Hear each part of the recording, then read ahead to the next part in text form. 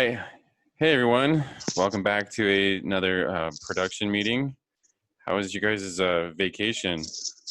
Week off, whatever you want to call it. Sabbatical. Wait, you guys weren't here last week? No.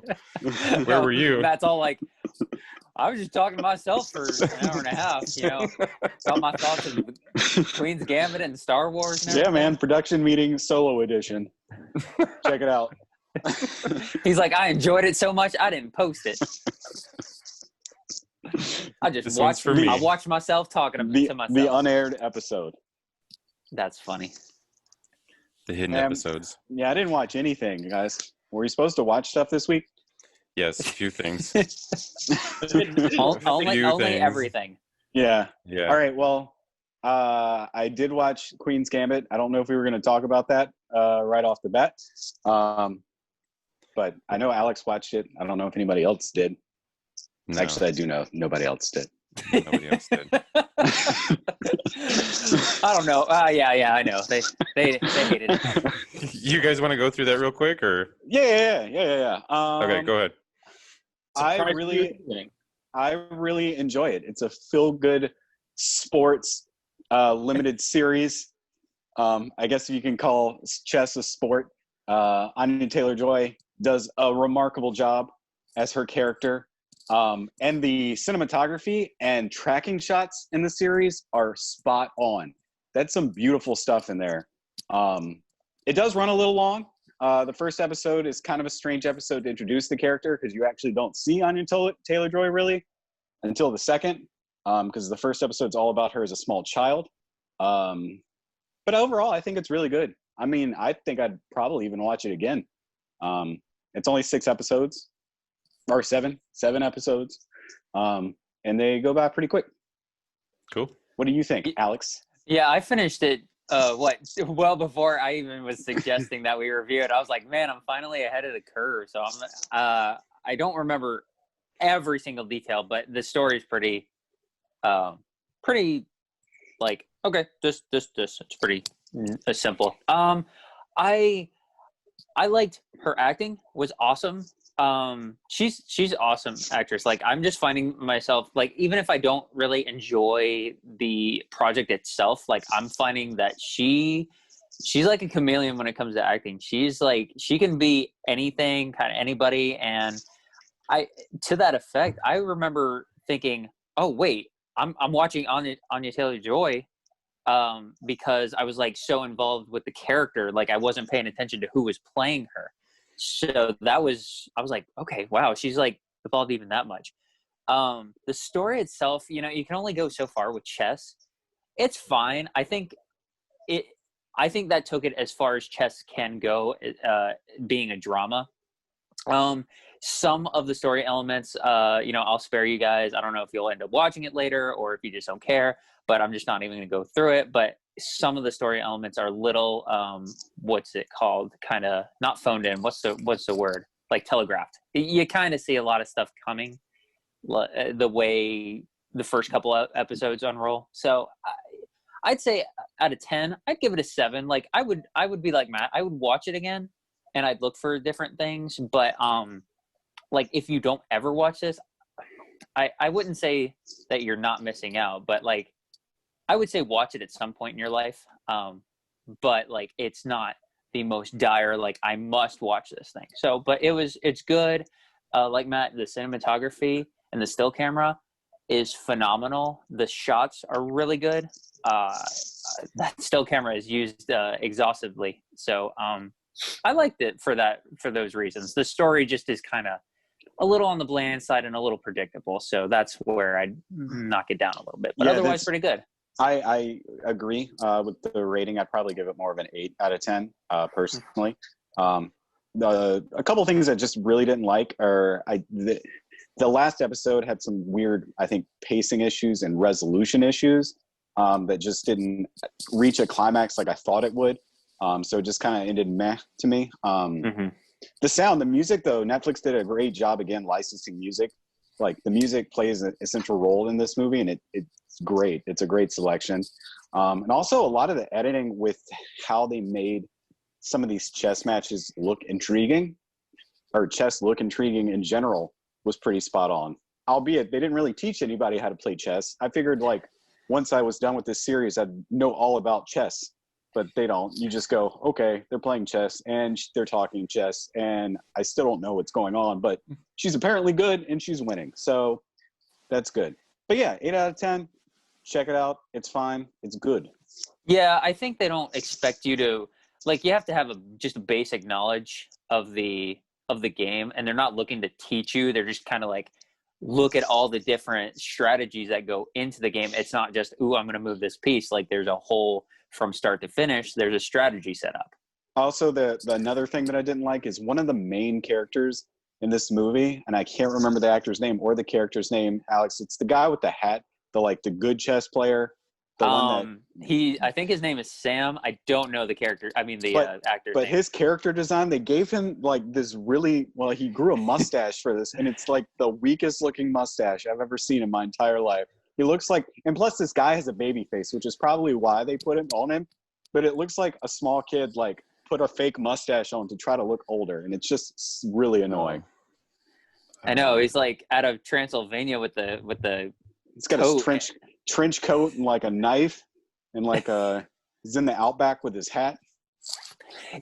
Yeah, there's a story element I don't want to say that bugged me, but otherwise, I would just be nitpicking. It's overall good. I enjoyed it. It's entertaining enough to have kept me going, from episode to episode. So yeah, 7 and 8, pretty good ratings. Go see it or flip it. Talking about Benny. Yeah, Benny. That was it. I thought it was Sam. You're right. Thomas Brody. Yeah, it's something Brody. I knew that. He's in like the Maze Runner. I think that's the only thing I remember seeing him in. Why are all his clothes too big? I don't know, man. I think, like I said, he just has a baby face, and they just tried to dress him because he's not based on a real person. Because I wanted to look that up to see if it was based on someone that was actually real. I did too. It's a fictional guy, so I guess they just, wanted him to wear all that weird stuff to just make him quirky and intriguing. Yeah, that's the kid from Love Actually. Yeah. He still looks the same, and that movie's like. He does. And I mentioned to you guys when I was like 2 or 3 episodes in, I'm like, man, what's his name? Dudley Dursley, man. He's got that Netflix deal. He's coming in at bit parts on everything. It's sad. We watched like so many like things from him, and we still don't even know his name. We just call him Dudley. Yeah. Dudley from Harry Potter's in this one Dudley. too. Poor guy. Whatever. He's getting work, man. He's getting paid. He's got that Netflix contract. I know. He's more typecast than Daniel Radcliffe is. We just know him as Dudley. Yeah, exactly. The Durs. All right. So you guys watch anything else this week? Let me go to the handy dandy list right quick. Handy dandy notebook. I was forced to watch The Spanish Princess. I watched about a season and a half of that. It's on Showtime. It's like it's about the Spanish princess from like the 1500s who came in to marry one of the, I don't even know their names. I really don't. History's not my thing, man. But it was fun. Yeah. If you like dramas and kind of soap operatic, acting, and actually it's not that bad looking. And it was okay. It's entertaining. I still haven't finished it. They're still going on with season 2 right now. I can't even remember the name of the author of the series because it's based on some books who Jeannie is like a huge fan of, which is why I was forced to watch it. I watched quite a few horror films this week, and one was called Halloween's over, my friend. Huh? Said Halloween's over, my friend. No, man. Halloween never ends. Not for him. He's got a Halloween Christmas tree. Yeah. Is that a little redundant, man? It's a Halloween tree. Nice. Sorry.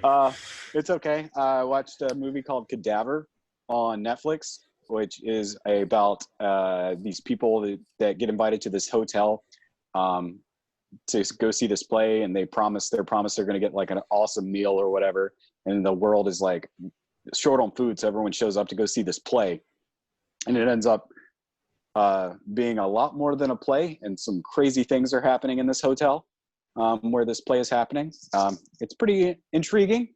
I definitely say it's worth a watch if you're into horror movies. It's actually a good week or 2 weeks for horror movie watching. I also saw a film on Netflix called His House, which I thought was really amazing for what it is. It's about these two immigrants who come over to the UK, and they get put up in this house, and this house may or may not be haunted. And it's really intriguing the way that they have the haunted house aspect and then the racial tensions that they are being in the UK as immigrants combined. And it's really cool. It's really interesting. I definitely recommend that. And that was His House 2. Or what else did I watch? Two smaller ones that I watched on Shudder were Jerusalem, which is a found footage zombie movie. Did you watch that, Ryan? Yeah, I saw it a couple of years ago. Okay, yeah. And that's Jerusalem with a Z in the middle, because there's sort of zombies running around. The movie sucks. The ending is bad. But it was actually filmed in Jerusalem. So all those set pieces are actually real. So that was actually kind of cool. So I did appreciate it for that. They're supposed to be making a sequel, which I don't know if that'll ever get done. Then I watched a movie called The Spiral, also on Shudder. It's about a gay couple that actually moves to a small town. And one of the members of the couple starts to notice things are getting a little weird. And then, are they getting weird, or is he going crazy? We never know until the end. And that was all right. That wasn't my favorite. My favorite, though, that I watched this week, and surprisingly, because it's going to be lame when I start talking about it, but it was called The Cleansing Hour. And that was also on Shudder, I believe. And it's basically like an exorcism movie where, somebody gets, possessed and then the exorcist has to show up. The crazy thing about this movie is that this takes place over like a live stream. It's on the internet, and it's usually fake, but this time it ends up being real. The reason, though, it's one of my favorites this week is just the girl who plays the possessee, I guess I should say, does a fantastic job. Super awesome, super good. Possessed? Is that right? The Possessed? Possessed? Yeah, The Possessed. So yeah, and that's called The Cleansing Hour. And I definitely, if you're a fan of like horror movies, or and I know the exorcism thing is kind of played out, but I think it puts a clever spin on it. And like just for her performance alone, I think it's definitely worth checking out. And it's a lot more intriguing than I'm probably saying. So go watch it. I think that's it, aside from the other stuff that we are going to be talking about. So yeah, that was my horror-filled week, 2 weeks. Interesting. Woo. You guys? I'll go last. I didn't watch much. Well, I was telling you guys, I watched everything that we are going to talk about today, and then nothing else. And then I was setting up and going crazy all over the PS5, getting all the features on that. Matt, again, helped me with that. Yay. He got me. I got a third one PS5. coming. Yay. Just playing. I did not get a third one. I was going to say, well, this PlayStation Direct keeps, replenishing them, and I hear Walmart's doing it tomorrow too. So PlayStation Direct is the hottest mess ever, by the way. They have this thing set up where it like switches to a queue system whenever their site gets traffic. And all it takes is a rumor that they're going to have like systems up for sale, and it switches to the queue system because everyone starts like spamming it, reloading it. And guess what? People will wait an hour just because it's set at the queue system, an hour plus, mind you. It's probably more like an hour and a half, 2 hours. Yeah. Just for things to like come up as out of stock. This is the dumbest thing ever. PlayStation Direct is stupid. That is all. Continue. Yeah, I know. That was when we were doing it that first night that they were like Wednesday night, Thursday morning. And yeah, it was super frustrating waiting an hour and a half, and it was like, yay, I'm finally in they're out. Yeah, it's just a whole cluster. So I was just lucky that I don't know how you were able to push orders through. You're just, I don't know. But anyway, persistent, man. If you're getting a PlayStation, try literally your only option that I've had the most success with is Target. I would definitely recommend Target whenever there's a release date, because their system is the way it's set up is really good, especially if you're in like not like a very populated area. because you can actually select inventory by store. And they have a big list that pops up. Use the app's really good. Best Buy, their site's wonky. I do not recommend, even though I had success on that. And then Amazon, you know you're going to be fighting Lord knows who else on Amazon. So your best bets if you're looking for PS5, like I said, are Target. And if you don't mind buying bundles, GameStop, actually. GameStop's site isn't as bad as Best Buy's, but they have more stock at least going up when they do. So with that in mind, I'm actually going to go ahead. And I remember I was texting you either last night or the night before. I have a couple of accessories. I know you have, like, the accessories I have, you don't have, and vice versa. Like, you have the charging station. Yeah, that's all I got. I am like, charging this controller, which, you know, has so many functions that battery is going to get drained so quick. Charging this has become kind of a task. Like, I put it in rest mode, and it only charges so long in rest mode. And I remember I left it overnight, and I went back to it today. We're going to go on the sidetrack. I read, and mine does this thing too, where it cuts off charging in rest mode. It'll charge for like a hot minute, but then it'll turn off. So that's why I got the charging station, is because, and I've read that that's an issue that multiple people have had. Hopefully it's not a hardware issue and it's something that they can fix during a software update, because it'll charge when it's powered on if you plugged it in, but as soon as you put it in rest mode, it doesn't charge. It'll charge for, like I said, maybe in a minute. Maybe and I can testify to that, because there is an option you can say charge for 3 hours and then don't do it anymore in rest mode. And then, so I chose that. I was like, because I don't want to, you know, even in rest mode, it takes up some power. So I'm trying to be as minimalist as I can. Yeah, it's just a crazy thing. The point is, I probably should have gotten the charging thing, because this is becoming a task. I do have the media remote too. You know, it's okay.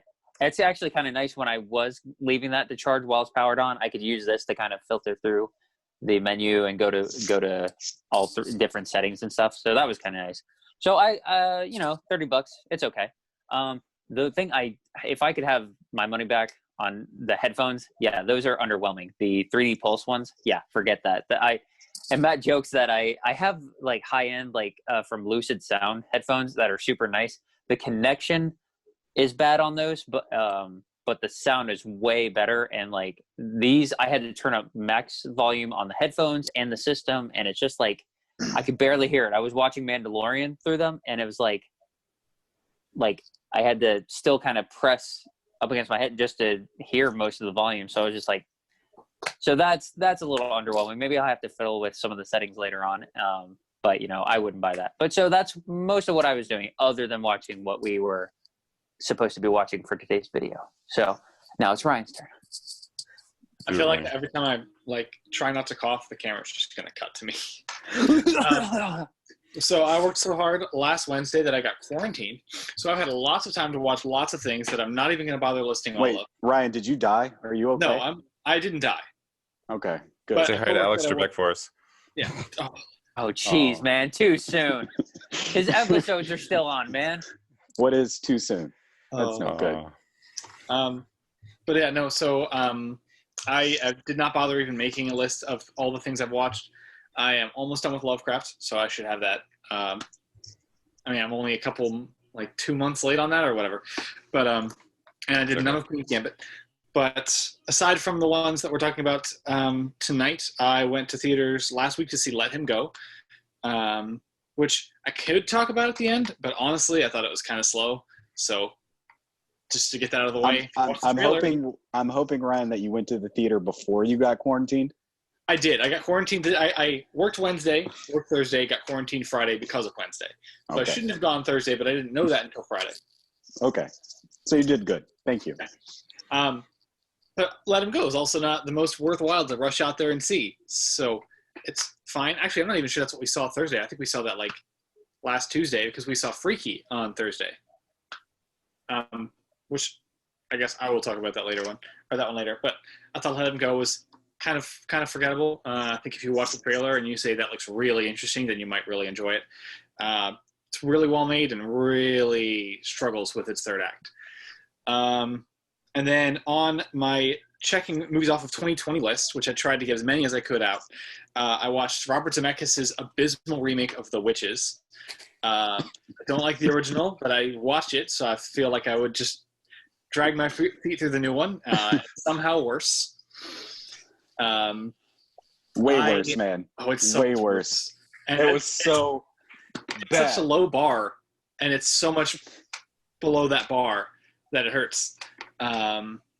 It's just so many creative choices that were just really, really bad. So would not recommend that one. I watched 2 indie dramas, Never, Rarely, Sometimes, Always, and First Cow, which are as interesting as they sound. So if you want a slow burn drama about abortion or a slow burn drama about frontier guys baking cookies. Whoa, that's my favorite genre. Hmm? So that's my favorite genre, Ryan. Which one? The frontier guys baking cookies? Abortion or cookies? Usually both, like when they're combined into one thing, but it's broken up into 2. So, I mean, they might as well both be my favorite genre. They are. I mean, they're not terrible. Like for anybody who does like slow burn kind of indie dramas, I like them a little. I like them here and there. These just kind of didn't do it for me. The stories didn't really connect for me. But they have like an 89 and a 91 on Metascore. So what do I know? I watched. Well, we'll talk about that one later. I did rewatch Hubie Halloween. I felt bad reviewing it or having rated it without finishing it. So I sat through the whole movie. And then, thank you. I'm proud of you, Ryan. I know that it was painful for you, and I'm sorry that you had to do that, but I'm proud of you. It was not as painful as I thought it would be, because in the same day of watching Hubie Halloween, I watched Disney's newest remake of Mulan, and I thought that was worse. I didn't think, literally, and I can't remember the score, but I didn't think Hubie Halloween was actually that bad compared to like a lot of Adam Sandler stuff. So it's not. Once you get past like the first 20 minutes of cringe, it's just kind of, you're just kind of along for the ride. I chuckled a couple times. I had one good laugh. So for a comedy, I don't think it works at all. And the ending was like, it felt like Adam Sandler was trying to get people to apologize for mistreating Adam Sandler. And I was like, go cry to the bank. Whatever. But I watched, and what doesn't help is that we also watched the 2008, I think it's 2008, Chinese version of Mulan, which was very good. So watching that back-to-back with Disney's garbage remake doesn't help at all. Disney, he doesn't mean that. I mean it. I mean, it's not Artemis Fowl, and I'm not bringing that up just for the fun of it. But it was trying really hard to be the worst version of Mulan. So you wouldn't even you don't even think it's passable as like an okay film? No, I don't. There were so many logic gaps. I mean, if I took everything Mulan away and I pretended that they weren't just trying to shoehorn as many lines of dialogue that were in musical numbers as possible into casual conversation and pretended that's what people sounded like. And if I pretended that none of the story, or that the story worked, let's just pretend the entire story worked, the logic gaps alone are enough for me to give it at least a 5 out of 10. I did not understand how she went from riding towards an army to behind them shooting at them, and then they shoot a trebuchet into a mountain to kill their own army. Hey Ryan, can we just up that to a 6 out of 10 just so it's fresh on Rotten Tomatoes, please? Jeez. I put it at a 3 out of 10 by the end of the movie. I didn't back that, Ryan. I remember when we reviewed it, and I was on the fence. Like, it's just right sitting in the middle of between good and bad live remakes. But then as we talked about it more and more, I thought, this was stupid, this was stupid, this was stupid. I'm giving this a 4, and it's bad. Yeah. But the best thing I probably watched this week was the 2008 Mulan. It's not very well known. I highly recommend it for anybody who's looking for a good live-action Mulan film. Where can we find it? I have no idea because I own it on DVD. Oh. So we have to purchase it on Amazon, everybody. You might not. I mean, I got it for $3 at Walmart. Or you have to Zoom with Ryan, and he has to show you the TV the entire time. Join us next week as we watch a movie with Ryan on our Zoom call. Well, it is not a very big movie. I have a feeling it was made for TV, and it does have some kind of TV quality to it, which hurts the production a little bit. So I have a feeling you can probably find it free to watch anywhere. The film made like $1 million when it came out. So I don't think it was meant to be like a big thing that you have to go pay $20 on Amazon. I'm pretty sure you could probably go to YouTube and watch it. I thought it was a much better adaptation than Disney's. Then I went back and watched the original, and I realized that there's nothing that good. True. So it was not a good week for watching things, though. Oh yeah, I had one more thing. Nope, that was it. And we did. I rewatched Treasure of the Sierra Madre because we're going to watch The Five Bloods, but I was going to save that for next week because I haven't watched that yet. Were you going to talk about Freaky later? I can talk about it now if you guys want, or later. Yeah, I'm kind of interested to hear your opinion because I've heard it's a fun movie. It's a fun movie. Probably the nicest thing I could say about it. Vince Vaughn is hilarious. It's very well made. The actress, I forgot her name already. I'm going to give something light, just a little bit of something away, but it will make you guys probably want to see it more. The trailer advertises that the whole movie is going to be this girl, this high school girl, in the body of a serial killer. Seeing the serial killer also in the body of this high school girl for probably a good third of the movie is really funny. There's more of that than I thought there would be going into it. And so it's very fun. I laughed a lot. There's no tonal consistency whatsoever in that movie. It's like the first act is like a just straightforward horror film, and then the middle it kind of bridges the act, so it's not just the second act, but it kind of just wraps the movie up as a comedy, and then there's like an additional 15 minutes that's like back to a horror film. So I don't think tonally that it works very well. I compared it directly to Happy Death Day in my head, and I thought Happy Death Day was perfectly fluent beginning to end as far as keeping a constant tone. So I would say that Groundhog Day but horror movie is a little better than Freaky Friday but horror movie. But Freaky's definitely worth seeing and definitely better than Let Him Go out of the movies that I've seen recently. So it's probably worth watching for Vince Vaughn. Yeah, I know. I I was like Vince interested Vaughn. in that too. So I was like, I mean, like Vince Vaughn as much as the next guy, you know. Why not? That's All like, right. no, I hate Vince Vaughn. Well, he's kind of gotten shoehorned into this, like, the same character from every movie. Like, basically, his swingers character is his like, literally his every character. But I don't mind him as much. Hey, Alex, have you seen Swingers? The movie Add it to the Swingers? list. Add it to the list. Add it to the list. How old is that? 23, 4 years old. I think it's 96, 97. Oh, then no. 90, 95, 96. Year Yeah. makes I was like trying not to Google. make sure that I was mixing It that has- up with Wedding Crashers, but no, that's not. That's obviously not that. Everyone's 96. favorite Star Wars director in it. Mm-hmm. He actually made the movie. I mean, Oh, you mean Jon Favreau? Jon Favreau is no longer my favorite Star Wars director. What? Wait, that sounded negative. That's supposed to be a pro Dave Filoni thing, not an anti-Jon Favreau thing. I was gonna say, man, what did he do? He I just think, canceled him right on here. He's like, I hate Jon Favreau now. What'd he do, man? What did he do? Yeah. I did. I don't know. After this episode that we watched last week, I'm voting for Bryce Dallas Howard. So Yeah. anyway, while you guys were doing that, I rewatched, because of Ryan, actually, I rewatched all the Teenage Mutant Ninja Turtles movies, except for 3. I wasn't going to suffer through that. So you But I just watched watched the 1 other- and 2? But you 1 want and me 2. to- Well, I didn't want you to watch 3. That's just ridiculous. But I watched 1 and 2, Secret of the Ooze, and then I watched the newer ones, which were okay. They're lighthearted and fun, but whatever. They just have weird faces, man. Weird faces.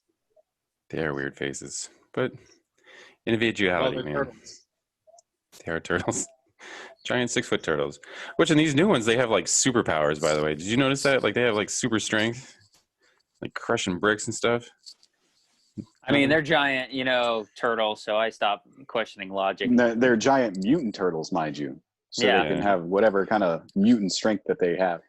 And they're Yeah. ninjas. And they're ninjas. I mean, they got the entire resume down. They're also, I think they're also young, possibly teenage as well. So there's a lot of room for them to grow.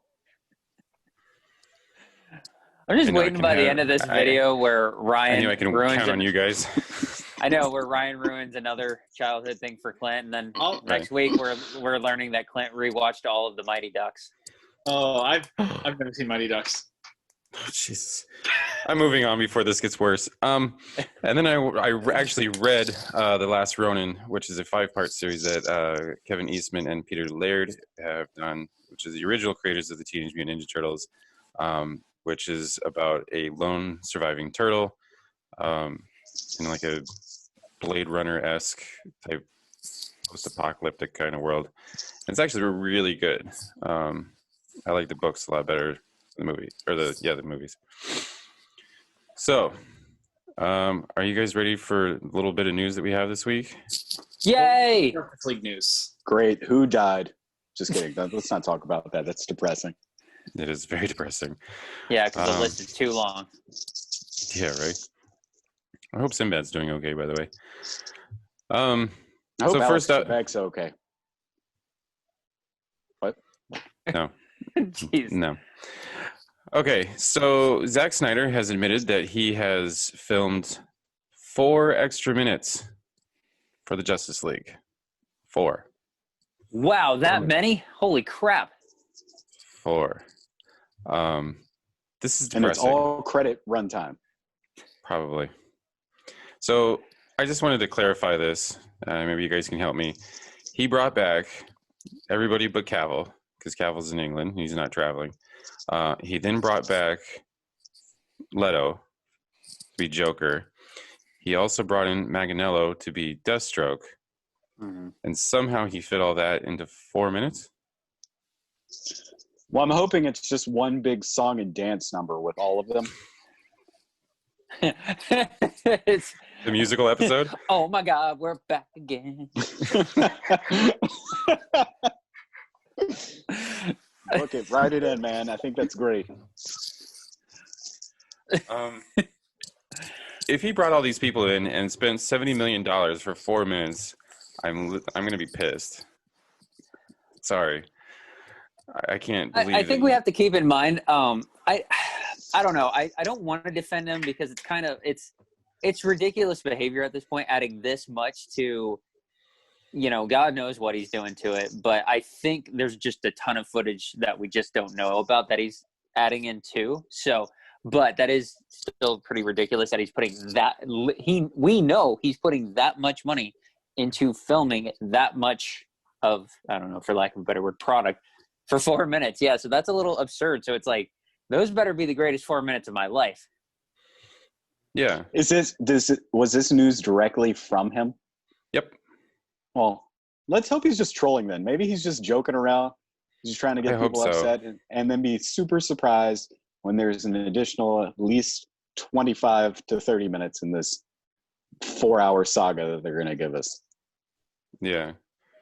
I think I've asked before, how long was the original cut back, 2017? 16? 2 hours. Yeah, so this is... Times. Yeah, because it feels like it's 2 hours and 40 minutes. Yeah. What was I going to say? I mean, at this point, there's too much hype. No matter what quality, it could end up being great. I don't think with the amount of publicity this is getting, and the expectations getting that much higher and higher and higher with all the additions of cast and effects and money put into it, that it cannot be as good as what they being Warner Brothers are proclaiming it's going to be. I'm like, you can only change so much of the original content. I'm like, it's just, I don't see it. I'm getting more and more pessimistic, probably from like through about a month ago when we learned, I forget what we even learned then, but I'm just like, okay, we're learning too much. We're hearing way too much of it. I think less is more when it comes to this project. And so I'm still going to probably watch it come March, April. So They haven't really said. I'm really hoping that with the news, which I don't know when it's on the Wonder Woman news that we got this week, that maybe they'll put some type of teaser on that content when it comes out on the 25th. Well, he did drop another trailer yesterday.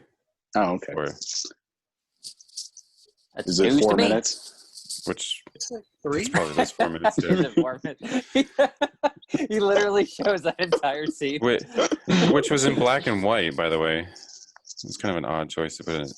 Like, I think there is a colorized one you can watch too. Oh, okay. That is weird.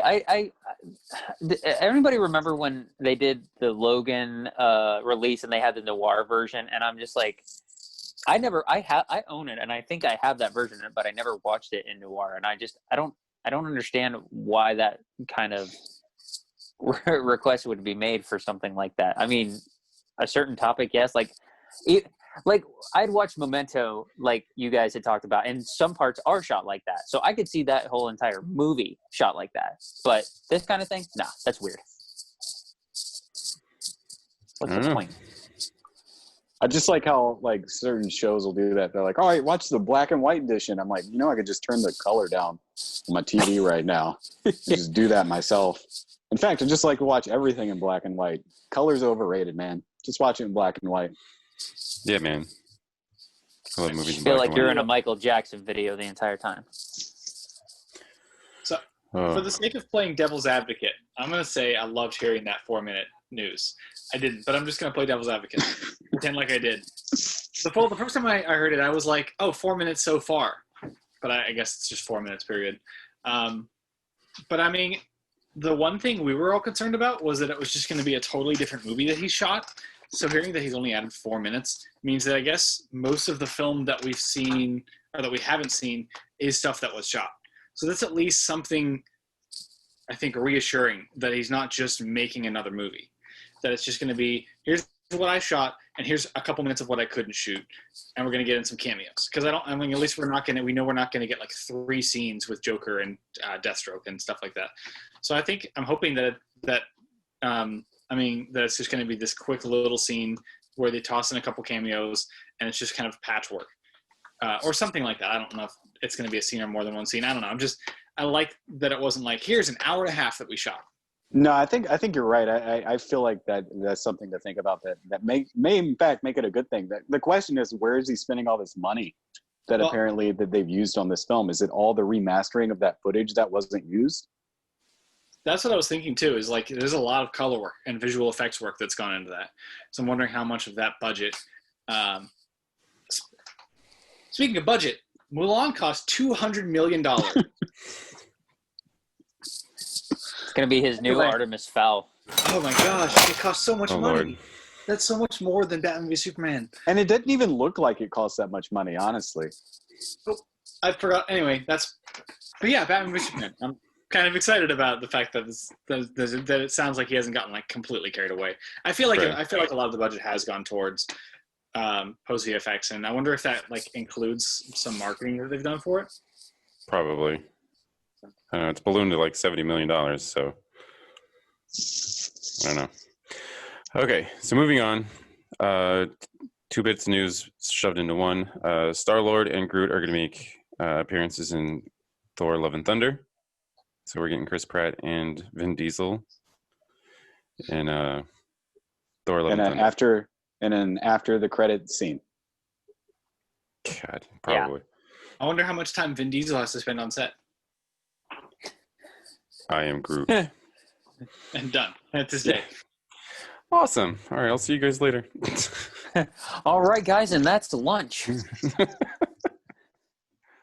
Some more in Marvel news. WandaVision has been set to debut on January 15th, 2021, which is good and disappointing all at the same time. Thought it was going to be next month, but they pushed it back to January. Hey, we got a release date now, man. That's what I was going to say. At least we have a release date for WandaVision. Yeah. But apparently she's going to start filming for Doctor Strange 2 come next month. So that's also good news. I feel like that release date was just kind of to space it out for Mandalorian. I don't know how true that is, but I know Mandalorian's going to run for another, like, at least a month. I would second that theory. Yeah, that's probably right on point. Probably. Well, yeah, because we just watched the 3rd episode. It's got 8 episodes so it would this year. finish right at the end of the year. Yeah. Yeah. So do we have a date on Falcon and Winter Soldier then? Not yet. So it'll probably maybe right after WandaVision? Probably. I would imagine so. Sometime in like March, April. Because I heard a rumor that like these Marvel shows are only going to be like 6 or 7 episodes long. So, okay. Also, Lucas, I guess there's some book running around that's going to be released soon that kind of talks about what Lucas's plan was for the Star Wars sequel trilogy, or his sequel trilogy. One aspect of it was going to be that Darth Maul was actually going to be the sequel trilogy villain, and that his whole character from like Solo and stuff was going to carry over into him being like a crime boss, and he's going to have an apprentice, Darth Talon, I think was her name. She was going to be like a Twi'lek, I think. And Old Republic 2? Is she? I don't think I got that far in KOTOR. I played the first one, but I didn't play the second one. The question I have is, and it's probably somewhere, I'm a casual Star Wars fan, so I don't know as much. But Lucas, when he did the original trilogy, how does anybody know how far in advance the story he had conceived when A New Hope came out? Or did he just kind of make it up as he went? Does anybody know that? All 9. Yes. Thank you, Matt. No, because the reason I ask is obviously this sequel trilogy is so chopped up and nothing really has to do with anything. In fact, the third one is really 3 movies worth wrapped up in one. You know, not the best. I'll mention, but yeah, the first one, Snoke being the bad guy in this, I thought had great potential, and then come Last Jedi, like he's off. Like I'm Right. like, okay, he's supposed to be the big baddie. Like he's supposed to be essentially the next kind of Palpatine, more or less. So I think they had a good setup. Darth Maul is an interesting idea. I don't think they had a bad original idea. Horrible execution, in my opinion.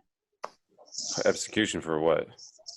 For the story for the villain, ultimately, in the main villain in the sequel The trilogy. shoehorned in Emperor. Yeah, Oh, exactly. Yeah, you know, yeah. you just... Okay. I was Yeah, like, which one are you talking about? Maul or this one? The actual No, one we got. He's talking about Emperor, but like Oh, okay. for real, like if these sequels had done, this is kind of funny though. If these sequels had been like universally, especially the last one, the last film in the trilogy, if they'd been like universally loved, does he come out and say this stuff at all? Or does he go, you know, guys, what I would have done is this? Like, sorry, Lucas, man, you got $1 billion. Go enjoy that. Let them make their $1 trillion from Star Wars. Yeah. And that's why I kind of like bringing this up too, is because first, your question, Alex, he actually outlined all 9 episodes, and he picked the 3 that he picked to start with because he felt that the original trilogy, or 4, 5, and 6, was actually the most interesting aspect of his outline. So those are the ones he made first. So he And had then- all 9 episodes worth, like back in the 70s, like conceptualized. Oh, okay. Yeah. That's He had them all interesting. he had them all outlined. He didn't really have screenplays for them, but he had them all outlined. And so he picked 4, 5, and 6 because they were the most interesting out of the 9 films that he planned on making.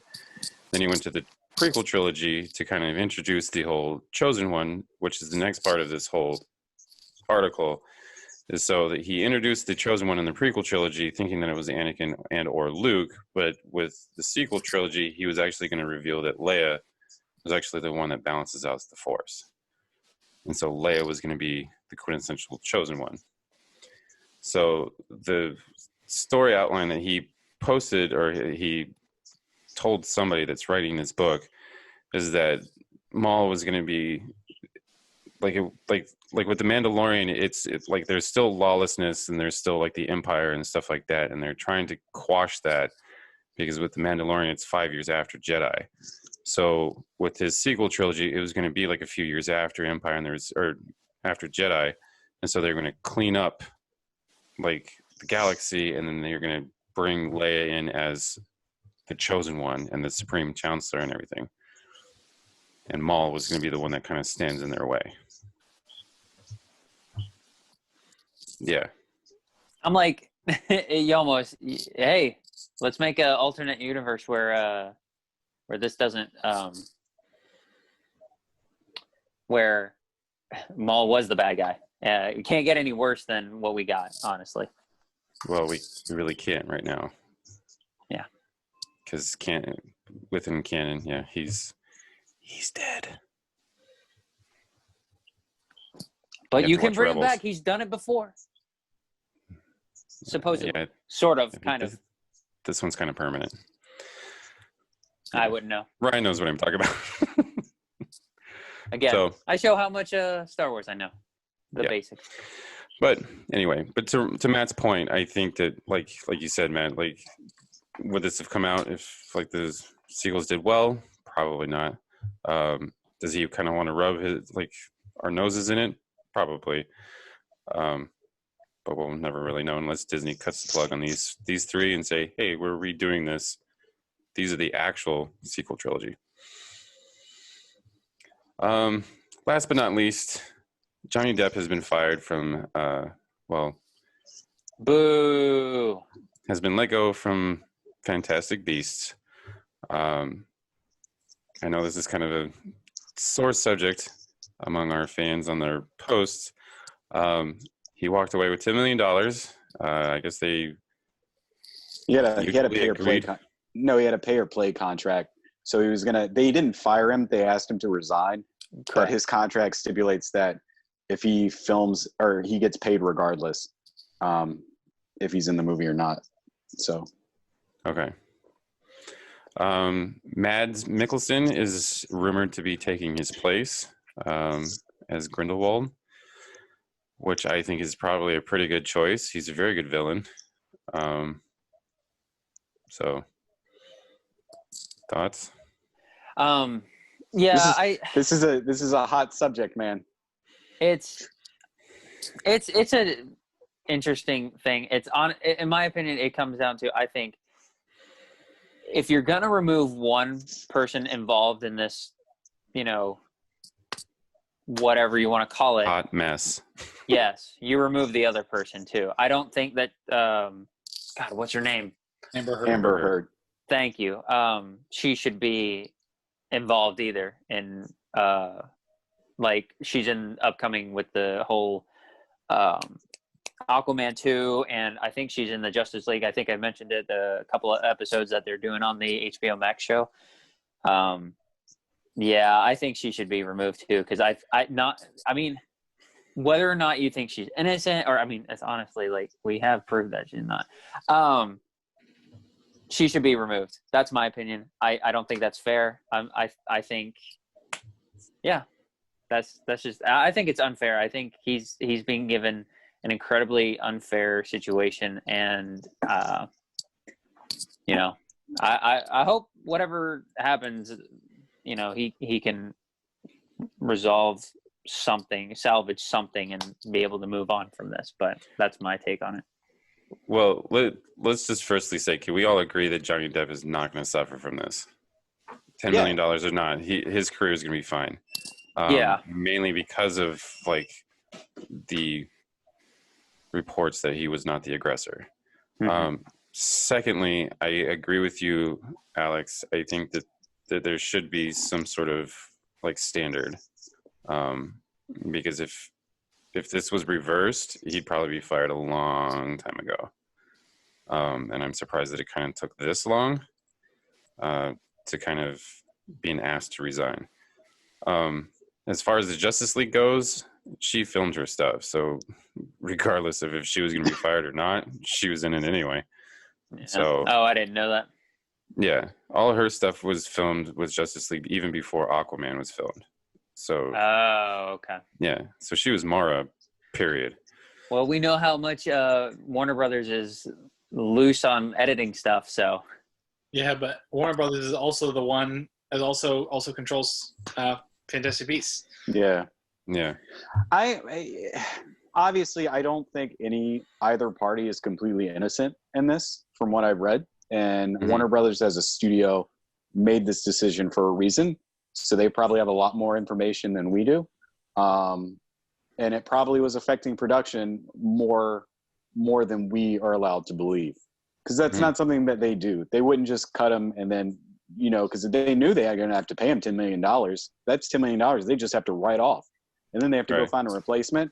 So there's literally a reason. There's a reason they did that. There's a reason they thought that they had to do that. And you mentioned it yourself. Is Johnny Depp going to suffer from this? Absolutely not. Absolutely not. He's got his $10 million. It's probably not going to affect any other future projects he's going to have. He's going to get his stuff. It's not like he's going to work with Disney anymore. They already, I think, cut bait with him anyway. And Amber Heard's just sitting here, trying to make a living herself. I mean, apparently they had a divorce in 2016, 2017, before 16. all of this came out. Something like that, yeah. And she made off with like $7 million from that, but she ended up donating it all to charity. So, or at least the majority of it. I mean, I don't think, and people are always up in arms about being upset and that he needs justice. I don't think there's any justice to be had. I think people just need to let them go, do their thing. I mean, are we really suffering that much from him not being in Fantastic Beasts? Is he really suffering that much? I think it's just too much of a big deal. And if it was one thing where he got characterized wrong and he was, claimed or blamed for something he didn't do, but the fact of the matter is, I really think that both parties are at fault here. So it's just, one's on video or one's on a voice call, and then we have text messages that say other things. So, right. And Warner Brothers knows this. That's why they cut him. That's why they took the $10 million loss, because they didn't want to have to deal with that anymore. So, give it time, let it all blow over, and he will be fine. Yeah. Plus, if it does turn out to be Mads Mikkelsen, I mean, I saw a lot of people that wanted Colin Farrell back, and as great as it would have been to have a kind of a familiar face to connect with, as far as the story goes, I'm not sure that would really make sense. And so I think recasting with someone who's known to be kind of just slip. I mean, I had no faith in Mads Mikkelsen to step in for Anthony Hopkins, and he's an incredible Hannibal. Yes, he is. So that's a good choice if they end up making that official. Plus, even without the makeup, he looks almost spot on like the character. So I think it's a wonderful choice. It's one of those pleasant surprises, because I was on that Colin Farrell like bandwagon initially because I really liked him in the first movie, but then that happens with the twist or whatever, and I'm like, all right, now it's time to get him back. But as soon as they are like, we're considering Mads, I'm like, you know what? That's actually a better option. That makes more sense, and plus he's super awesome. So yeah, good for him. When one door closes, another one opens. This time it's for Mads Mikkelsen. Hopefully, fingers crossed. Fingers crossed. Well, as far as Colin Farrell goes, he's busy doing Penguin stuff, so he wouldn't have been available anyway. So, all right. That's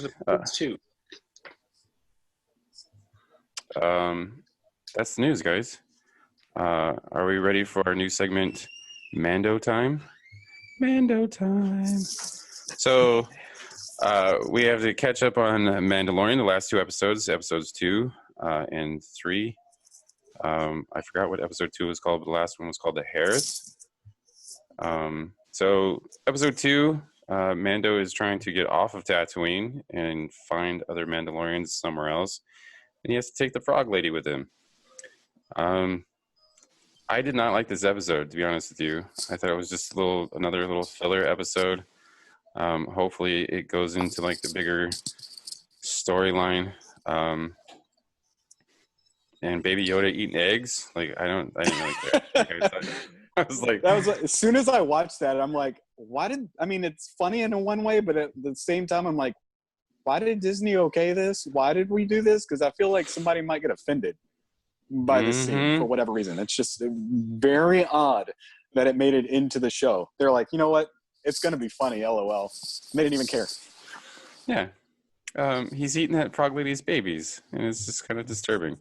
The one thing that I did not... Okay, so this is my critique of the episode. So I gave it probably a 6 because it was fine. But the one thing that bugged me the most about this episode is that... No pun intended. Yeah. So this frog lady had enough gall to reprogram this assassin droid to make it talk, yet her lazy ass is not helping him fix that damn ship? Like, come on. This is your transport, lady. Like obviously you're good with like, yeah, like she's obviously good enough to like reprogram droids, so she knows what she's doing. So like, I'd be handing her tools and be like, here, like let's start fixing this stuff. But you got to remember, if she does help, Baby Yoda's just gonna eat all her children. But she doesn't know that. Did she ever notice that Sort one of. was missing? I thought she had She must have. She's like Yeah. clenching that. and she's like, I know all of them. I'm like, did you not Right. notice that you're missing one of your little last surviving spawns? Right. And she's Yeah, in right. like the hot springs with all of her children or her eggs. Did you not think to count? Like when she say like, hey, I'm missing one. Do you know where the other one went? I'm missing about 4 or 5 of them by the end of the episode. Yeah. So, yeah. I mean, you're right. I agree with your rating. In fact, I raised my rating of the last one. I know I knocked it down to 7 because I just hated that they didn't progress anything. But after watching this, definitely the last episode was more of an 8. And this one was more of a, I don't know if I'd go as low as a 6, but I'd probably call this one a 7 as well. I didn't think it was bad. I thought it was pretty good. I liked the little, those nightmare-inducing spiders that showed up. And I thought that they were pinned into like a pretty unescapable corner. And so I liked what happened with that. And I thought it was pretty good. It was good to see some peril in here from the characters. And I enjoyed that. So yeah, 7 out of 10 for me. Oh, okay. I guess I'll go. I actually liked the second episode more than I liked the third episode. It was a nice mixture of Did what? you say you like the second one more What do than you the mean? third or more than the first? No, the first way that you Okay. said it. It gets progressively worse. Like the first episode, I gave a 10. The second episode, I would give an 8. The last episode that we've watched, I would give probably 7 because I still enjoy them. I enjoy all episodes so far. It's a fun. I'm enjoying it as a whole, better than the first season. But I enjoy the first season as much as the next person. I like these episodes. I think the best thing about these episodes is it's like it's Star Wars, but it's not blatantly got that Star Wars feel to it. Like as far as pacing and character interaction. I like that. And it has with the frog lady. Now she's not the greatest. She's a little annoying, albeit, but I kind of like the whole puppet thing too, not just Baby Yoda being the only little puppet. So it's kind of cool, kind of a throwback to how they used to do it, like, in more doses back in the day. I liked it. I agree with Matt. I like the spider part, that nice little, drama part, like, oh my gosh, how are they going to get out of this? I obviously, they're going to get out of it, but just how it's cool. They're scary. They're freaky. I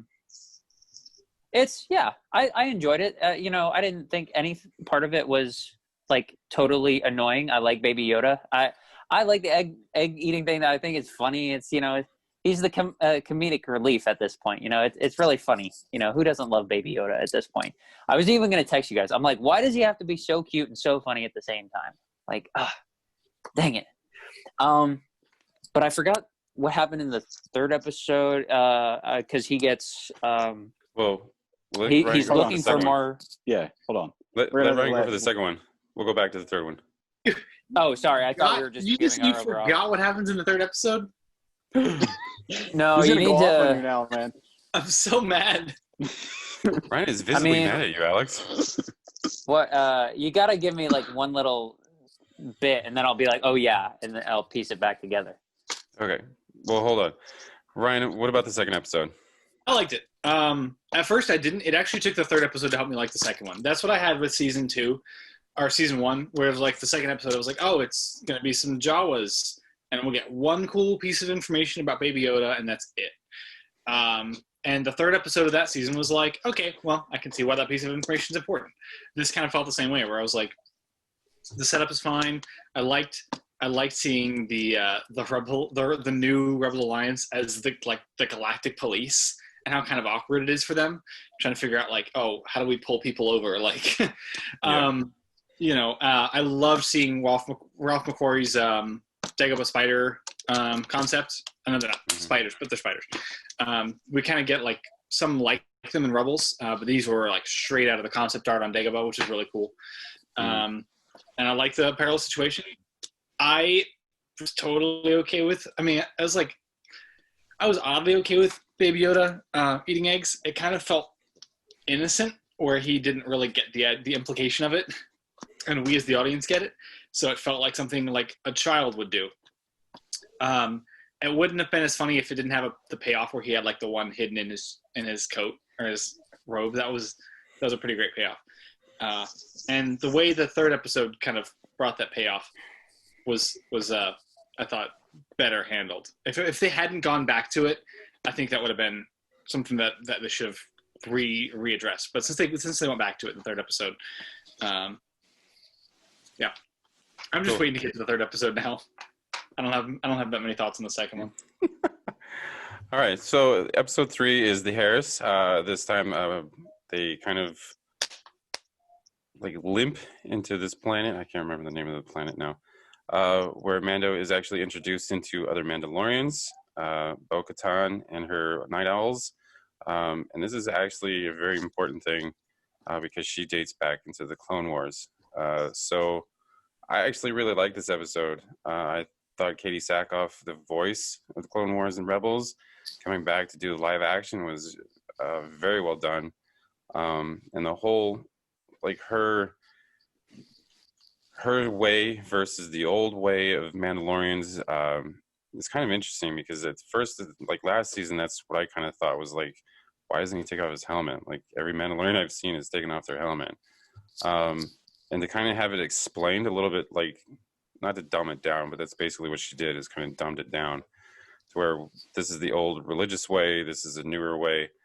I thought the action scenes were really good. So I like this one probably just as much as the first episode. So I give this probably a 9. The only reason why I took the point off is just because of the length. It was 30 minutes. I like how you got so hot about it too. You're like, why do they keep taking 10 minutes off of the show, man? Every episode. We're going to be 2 episodes later. We're going to be at like 15 minutes for one episode of this. The season finale is going to be like a picture of Baby Yoda and then credits. Dun dun. Yeah, there we go. I agree. I definitely give this one. I liked it better than the second episode. I gave it an 8. I think it was completely on par with the first episode. I love the backstory and then they gave a little bit of the lore for the series.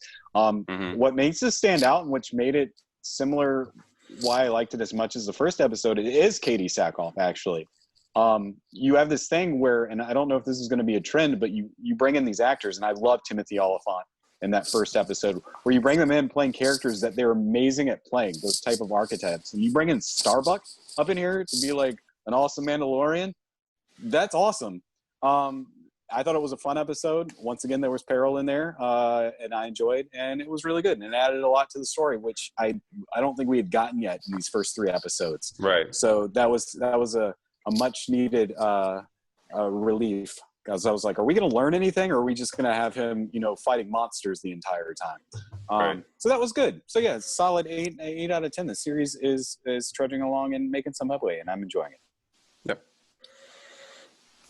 Alex? I liked it as just this one kind of reminded me a lot of the first season. Just in general, feel like they were all okay. Like they, it just kind of coasted throughout the whole first season. My favorite part of the latest episode is he's on that like boat with the fish squid looking guys, and they're supposedly taking him to meet the Mandalorian, and they're like, jokes or gotcha, it's a trap, and the thing they're feeding in the whatever, and it comes up and they push Baby Yoda into it, and he does a little shield on the crib thingy at the last second. I genuinely went, oh my gosh, what's gonna happen to Baby Yoda? So that scene actually got me. Like I was genuinely, my light just went off. Dang it! But I'll fix that in a second. that was my takeaway moment from that episode. Otherwise, I thought it was okay. Like, I was like, okay, I know what's gonna happen.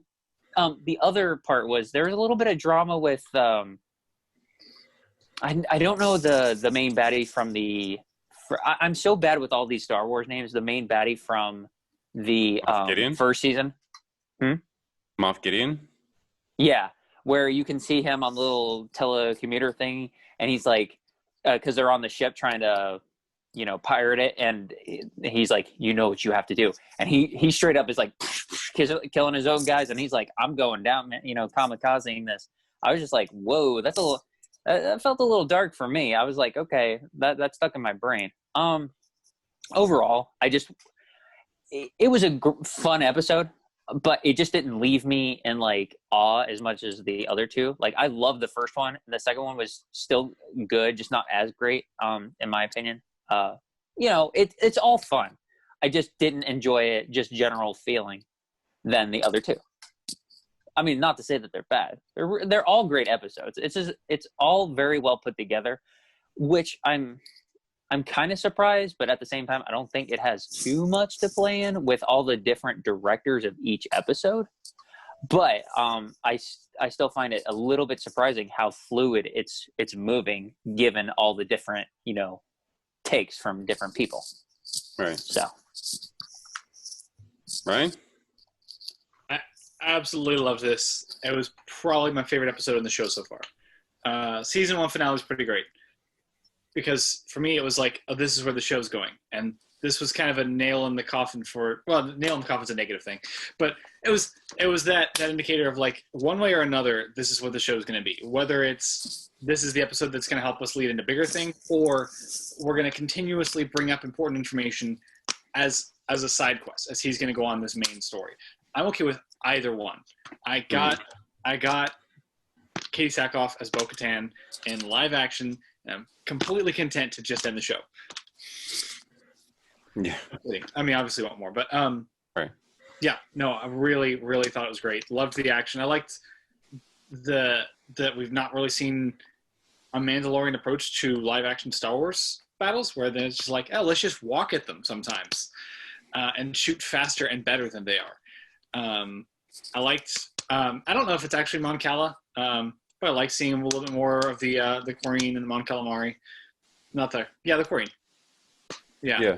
I actually, one of my favorite things about that episode, though, which is one of the things I liked more, maybe like the second one more, is when he goes to the frog lady and he's like, hey, babysit Baby Yoda for me. And then by the end, she's like teaching him how to gently pet the baby. And I was like, oh, he's learning. Like, it's a good little learning moment for him. I thought that was a little redeeming moment for like, hey, please don't eat children. They hatch. Yeah. So, yeah, I loved. I had a lot of questions about how the Empire is right now. Like, I had this idea in my head because it's 5 years after Return of the Jedi, and we know the Empire lost the war 3 years after. They pretty much collapsed. So now hearing that there's a fleet somewhere. And so I'm like, hang on, that's a big deal to get from the Empire, is that Moff Gideon has got this fleet somewhere, and that he's not even going to bother showing up for a couple Mandalorians. So there's this bigger picture happening, and I don't know how much it's going to connect, but it's definitely got me curious. I have a feeling we'll find out a lot more in the next couple episodes. I don't even know if we'll go back to kind of the Mandalorian or the Reclaiming Mandalore story. That might just be something that's happening. But I thought it was a very satisfying episode. I thought it was a good episode for anyone who doesn't know the character. But that was the thing for me.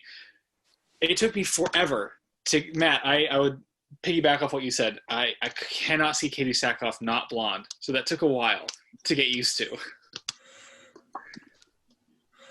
Yeah, I thought that she got her look to look pretty well though. For sure. Yeah. I love, maybe it's the costume design. Seeing that costume in live action is so satisfying. I love the difference in the Mandalorian designs and the approach that they've taken to like the different families have different looks and different colors sometimes. And I'm really curious to see, learning that I guess he's essentially part of a cult I don't know if if that's going to turn out to be like this remnants of Death Watch. I'd be kind of curious to see if he starts to learn more about the actual Mandalorian way, and to see some of these Mandalorians that we've met already, like the Armorsmith, becoming kind of antagonists. Right. I don't know. But I do think that this episode is probably for like Star Wars fans. Like Alex, it probably would have been a little bit more satisfying if you like watched Clone Wars or Rebels or something like that. Yeah, probably. They do reference a lot of stuff from those shows that if you don't know what they are, yeah, it'd probably just be another episode.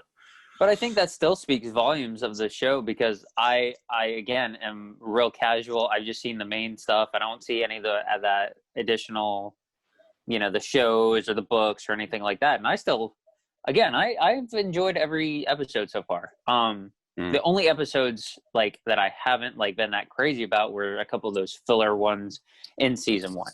Obviously there's not overall really anything to do with the rest of the story. Otherwise, I've enjoyed it. But yeah, you probably are right. If I was familiar with some of those other things, I might get a little bit more enjoyment out of them. But still, they're good. Right.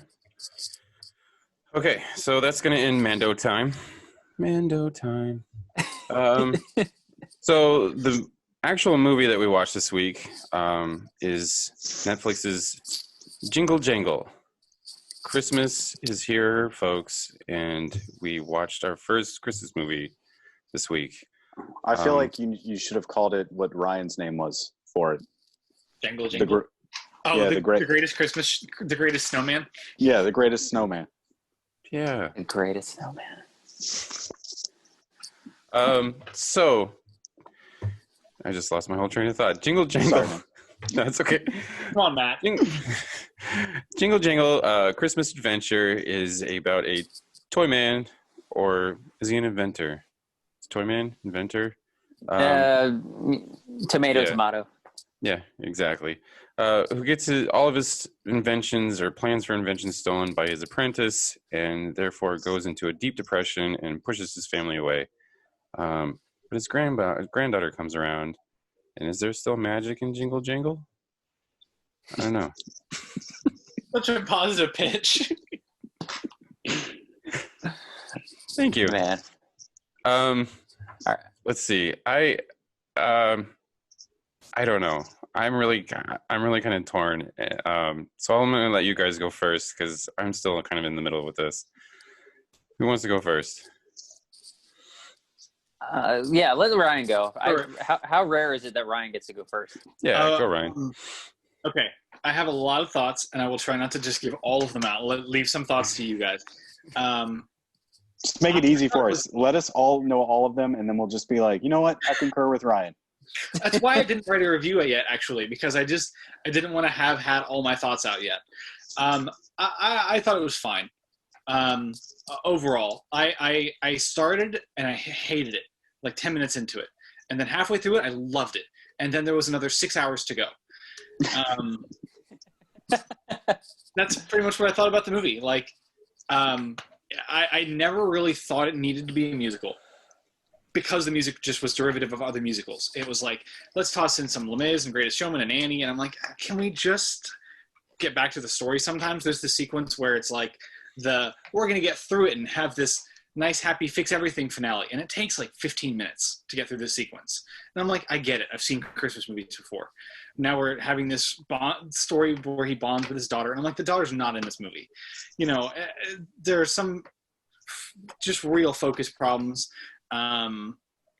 near the last act that makes me think that it either needed not to be a musical or it's 30 minutes too long somewhere.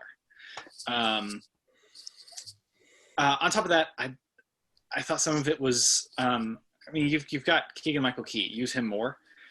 And I get that Christmas movies have to have a frame story, but I completely forgot it was being narrated, or he even had a frame opening until right at the end. And I was like, oh my gosh, I forgot there were other people in this movie. And of course it's like Journey, because it's the title of the movie, and it's of course the daughter because she has a mechanical book. And I'm like, yep, we get it. Other than that, I thought I really liked it. I mean, it's funny. It's very whimsical. It does some of the charm right. Does some of the characters really great. It looks really good. Forrest Whitaker is really good. I was surprised at how much I liked his performance. There's this scene where, he's basically trying not to flirt in a musical number, and that was probably the highlight of the movie for me. I thought he really did a great job. So I think it's a lot of that throughout the middle of it that really kind of made it for me. Overall, I think I only gave it a 5 out of 10. By the end, I think it was just it's a little too long, drug out a little too much for me, and I don't like Greatest Showman, so I don't like being reminded that Greatest Showman exists. Man.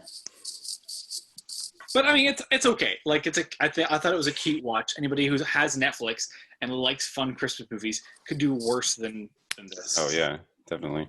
I agree with a lot of what you said, Ryan. I concur. Next, I'm just kidding. Basically, with this movie, there was some things that I really liked and some things that I really didn't like. Overall, though, I will say I did end up giving it kind of a 6 out of 10 because I didn't think it was that bad. First, I think it's amazing that you get this.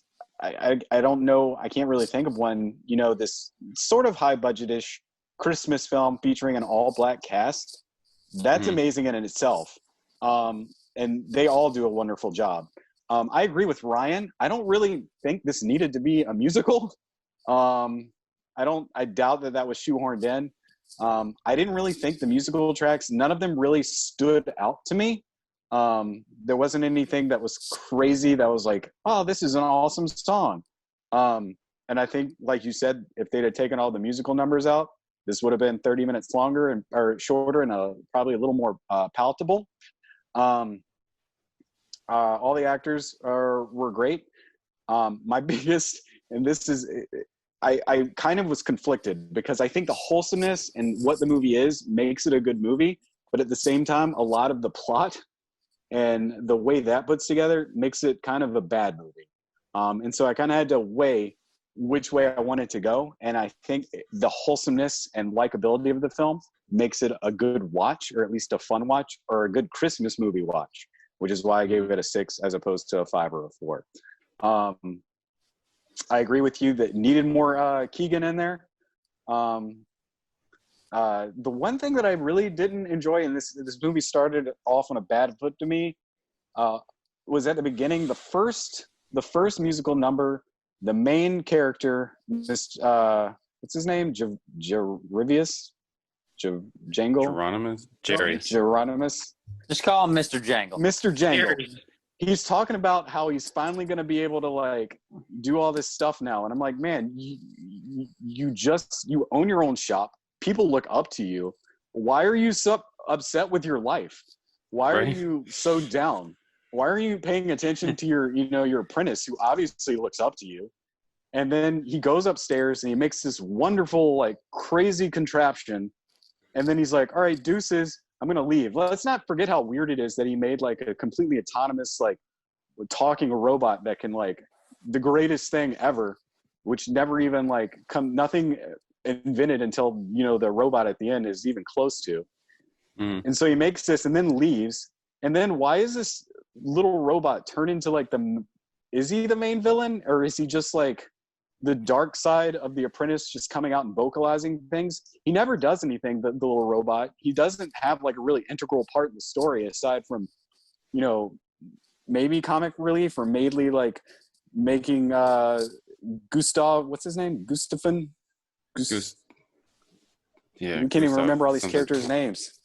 Yeah. Like, I didn't understand. Like, I understand why they used him to get to that point, but he wasn't a villain. I don't understand what his point was. It was weird to me. Gustafsson. Gustafsson. Yeah. Geronicus and Gustafsson. And what kind of inventor? Like, I understand that Mr. Jangle is upset that his stuff is gone, that his stuff is stolen. But you telling me you obviously thought of this Make stuff another before. book. You can't remember any of that stuff that you made. You're done. You were done with life or done with everything now because he stole your one thing that you literally just made. You literally just did it. You can't do it again.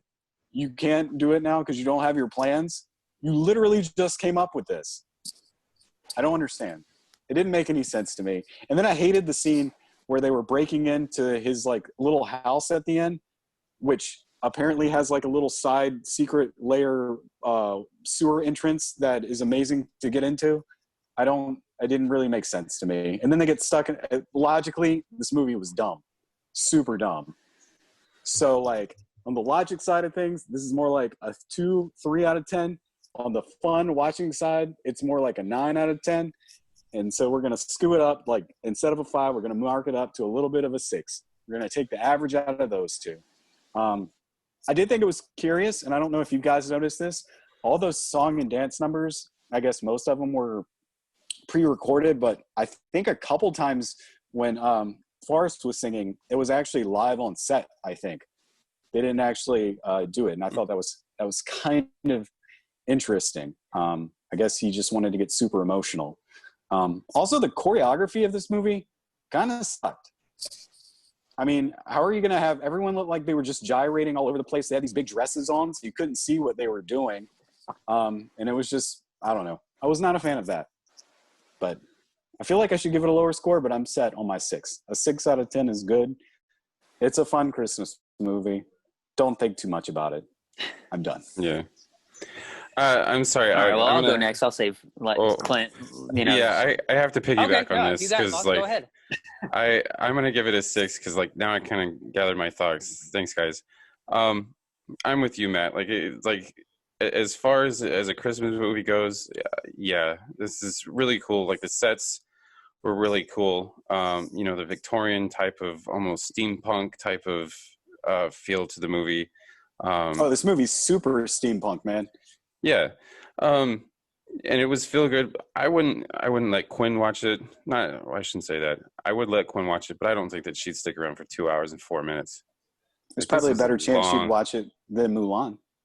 Better than Mulan. It's much better. I don't know. Probably.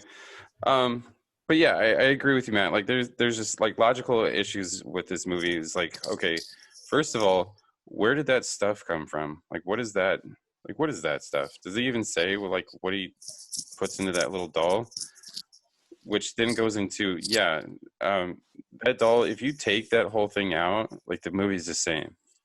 Like you said, man, he just kind of does like, he does a couple of dance moves or dance number. He whispers into the apprentice's ear, and then it's the same thing. Like you could have taken that whole thing out, and Ricky Martin would have been just fine. And then, like you said, like he just kind of goes into this like deep depression because his stuff is stolen. Okay, that was a little dark. Like, why did we have to go this dark in a Christmas movie? Like his wife dies, and sorry, spoilers. And this whole stuff kind of like happens, and it's just like, okay, like it's not that serious, dude. But it was just, the songs and the sets and I even like the CGI was pretty good. The other thing that kind of bothered me was just like, why do we need to believe that this robot is real for it to turn on? Like, why don't we get that stuff that we used in the beginning of the movie? That whole Tinkerbell complex. Yeah, like why don't we get that stuff in the beginning? Like you had one drop of this stuff. It was like a whole vial of that stuff. Why don't we like start spreading that stuff around? Maybe that vial was full of concentrated belief. Maybe.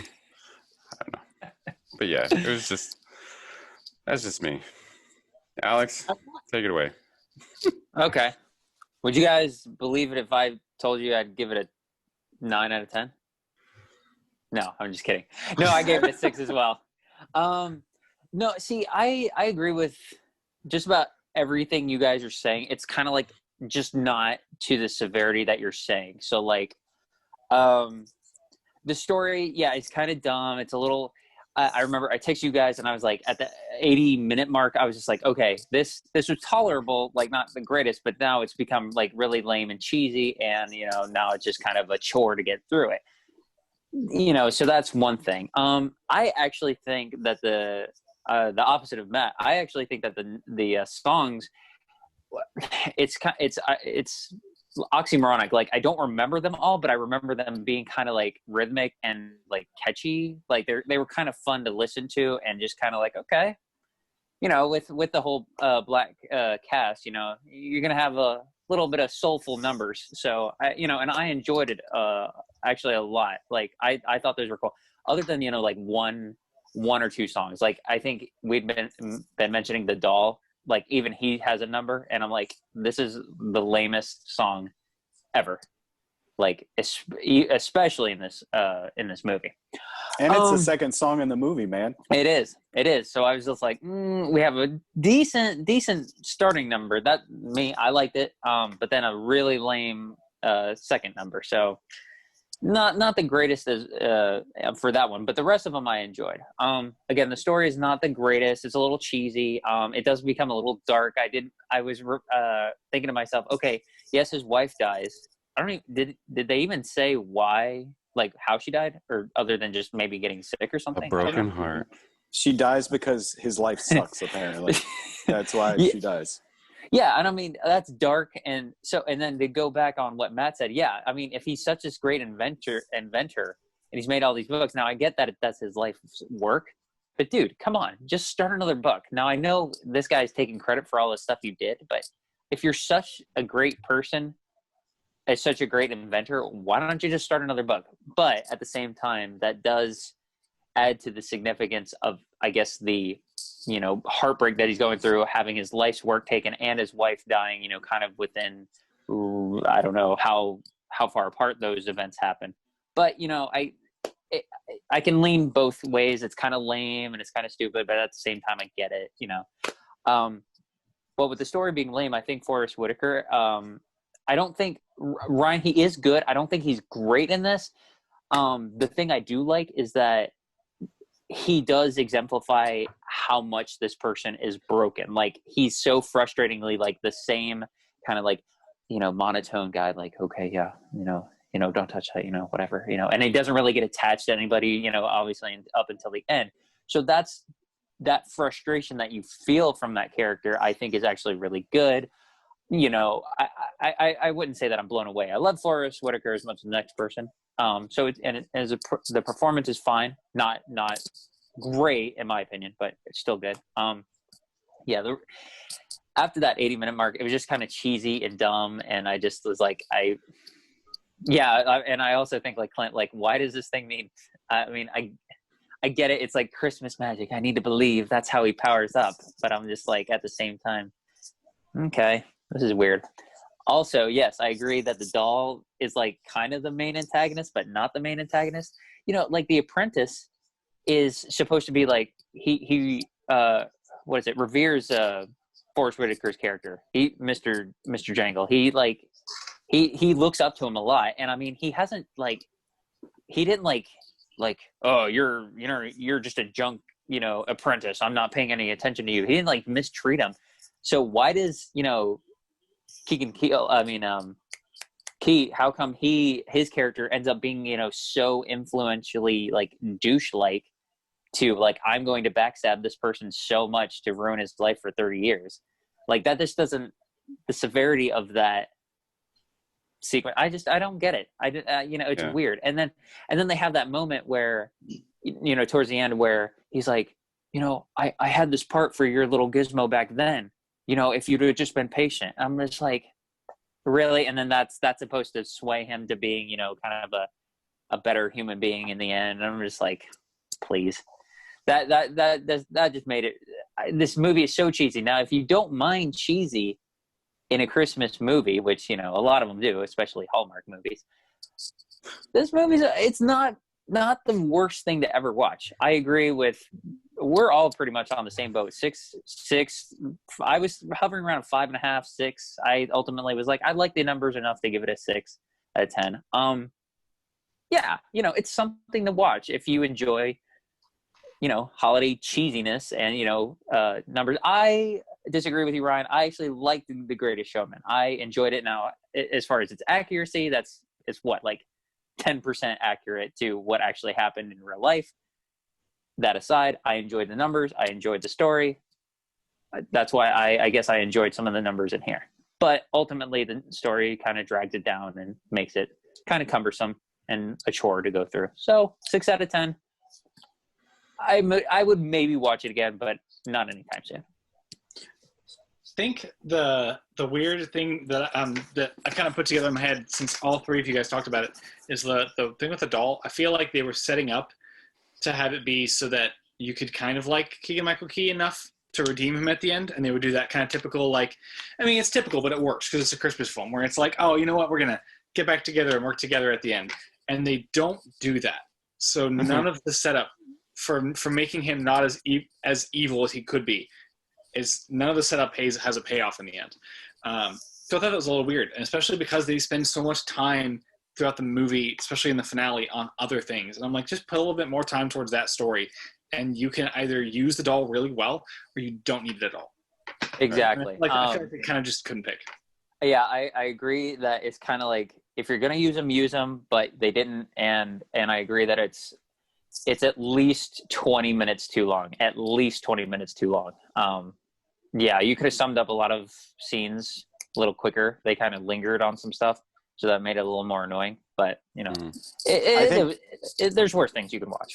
I know Clint briefly mentioned it, but I think the unsung hero of this movie, and we were just ragging on the character, but the CGI in this film was actually pretty good for a Netflix movie. There was literally the whole movie, I'm like, wow, that looks really good. Wow, that looks really good. They took their time on that. And there's literally only one scene, and it's when it's the scene that I hate in the movie, where they're infiltrating the warehouse and then leaving the warehouse, and they get on this they get on their the wheelbarrow or whatever, and or the wagon, and they're riding out, and that's all CGI. That was the worst CGI in the film by far.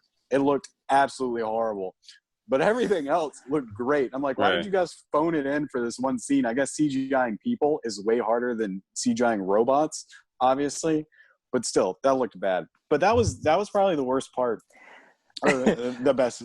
One of the best parts of the film was the CGI, I think.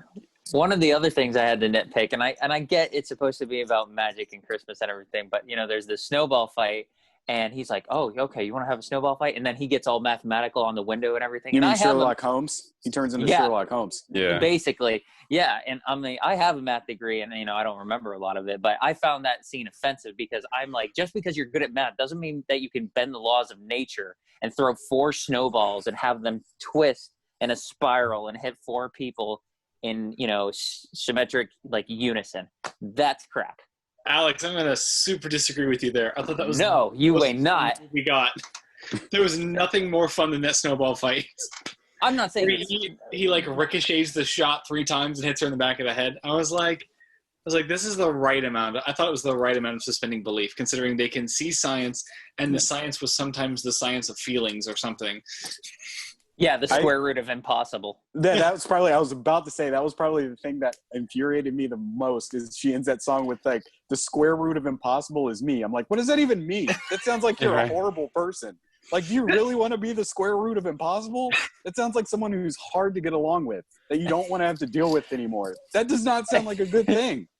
I never thought about it. I mean, I just took it for how it sounded. I mean, like, not the words. No, I was like, true. Why is that a thing? Why is this a song? I'm reading the subtitles, like, because I put them on, and I'm just like, learning these lyrics. I'm like, I don't know if this is a good thing, girl. This does not sound very helpful at all. And then she's all singing on the roof. I'm like, where's your jacket? You shouldn't be out there. That is dangerous. Why are you singing out there on the ledge? Why are you on the ledge of the building? That's like the single greatest takeaway from this entire video. The square root of impossible is me. What does that even mean? I couldn't. And I'm going to go in here. Why are you going to write? All right, so your store's going out of business, or you know, you don't have money. You're going to default on this loan. So you need inspiration. So you write to your daughter to, like, for help or to come see you, and then your daughter sends her daughter, doesn't even come herself, she just sends her daughter, like, to see, you know, whether or not granddad. he knows that he's going to take her in. That seems like very sketchy bad parenting, and, like, I don't understand why she thought that was a good idea. Well, and hold on, I thought did he like write her, and then, like, I thought the whole plot was, like, he didn't actually write her, that she just kind of sent her kid anyway. Wasn't there, like, a moment in the movie where she was like, well, I wrote to you, but I didn't really write to you. I, like, threw them all into this little cubby, and then... No, that was him. That was his letters to but her. Because she said she wasn't going to send she wasn't going to let her daughter visit him unless he wanted them to come visit. And so he's like, Yeah. I thought they got the. But there's a point in the movie where she was like, well, I got your letter, but it was actually the kid that wrote the letter for Maybe. him. I think so. Am I remembering that right? No, you might not have. I might have just missed that. One of the better moments, and I'm gonna just segue out of that, is Miss Johnston when she's singing. I love the backup dancer or singers, and he's like he's acknowledging it. It's like, oh, she's got backup singers. What? Little fourth wall break. And I think that's what made Forrest Whitaker's characters kind of like. I don't think he did a great job, but I think that's what made his character kind of fun, was how meta he was with the whole situation a little bit. He's like acknowledging like singing and dancing going on and thinking that it's kind of weird. So I thought that was interesting. Can we all just take a moment and just talk about how closely this robot looks like Wall-E? I was so upset. I was waiting. Like, I don't know if this bothered anyone else, but I really wanted that robot's eyes to light up. And every time he turned on and his eyes didn't light up at all, I'm like, why are they not lighting up? They're just super dark and just sitting right there. I don't know. I guess it would. I'm sure they tested it. I guess it just didn't look good, and they wanted all the light to be in his midsection. But yeah, he was a total Wall-E ripoff, and I really wanted his eyes to light up. And why aren't they more concerned about people flying around? Like, I understand the singing and dancing. Thank you. That just seems really dangerous. Thank you. That was going to be my next point. Like, where did we go with this Christmas magic that we're now believing that we can fly? It's because it's Christmas, man. You can fly and nobody dies except the wife. I do believe in robots. I do. You got to clap, I think. Yeah. Oh, you just got to believe and sing. Right. Well, I'm like, why is Mrs. Huxtable taking her kids out the window? Like, that seems super dangerous. Yeah. Was that not telegraphed to anyone else, though, by the way? Like, as soon as she picks up this book and starts talking about, I'm like, which character are you in this story? Because that obviously makes the most sense to me right now. And she even did, like, kind of like a wink and nod when she started doing it. I'm like, why are you doing that? Like, shouldn't you be a little more obscure with this? You would think I would think that, but I actually wasn't, like, paying attention to that. I think that's more to Ryan's point that, I don't know. Maybe Ryan didn't say it, but the narration is supposed to take place throughout, and it just kind of is like here, somewhere in that minute, and then at the end. So I almost forgot that it was happening. I don't understand the title of the movie. So it's Jingle Jangle because his name is Jangle. A Christmas Journey because her name is Journey. Whoa. He's like, I don't get it, man. A big bag of I don't get it. Mind blown. All right. Do we have any more thoughts on Jingle Jangle? I think we beat it to death. All right. Yeah. So, Ryan, was there another movie that you wanted to review real quick? No. I mean, Let Him Go and Freaky are the two ones playing right now that were newer. Probably not going to go see Jackie Chan's film Vanguard that comes out tomorrow night, just in case. Oh, yeah. Not cleared until Sunday. So probably see something Sunday afternoon just to be safe. So of the ones playing, I thought Freaky was better. Again, Let Him Go is a well-made movie, but what it makes up for in character, I mean, if you wanted to see like some Oscar-worthy performances, then maybe go see Let Him Go. Yeah, those are the ones playing right now. Cool. I also watched the Lego Star Wars Holiday. Oh, yeah. We're going to talk about that or just say, oh, it's cute. Oh, it's cute. I haven't watched it yet. Yeah. Oh, I mean, I'm not going to, not that it's spoilers. It just kind of takes from all different parts of the Star Wars Alex, universe. that's spoilers. So, wait, am I the one who watched that? No, I watched it too. Okay. I think the three of you guys watched it, yeah. Yeah. I mean, it's just cute. Yeah. It's literally 45 minutes. It's fun. It's Lego. It's super fun. Literally, the only problem I have is just the girl who does Rey's voice, and that is literally it. I know. I read your text, and then I watched it, and I was just yeah, because you guys talked about it. It sounded like Rey trying to do Rey, like trying to sound like herself, just going like, "Oh man, I don't sound like this. I sound deeper." Oh, Finn's great. Finn's voice was also bad, but it didn't bother me as much because I couldn't hear it. It didn't talk as much. Ray talks the entire hour of this show, and I just can't hear but hear. Hey, I'm Ray. I'm like, why is your voice so deep?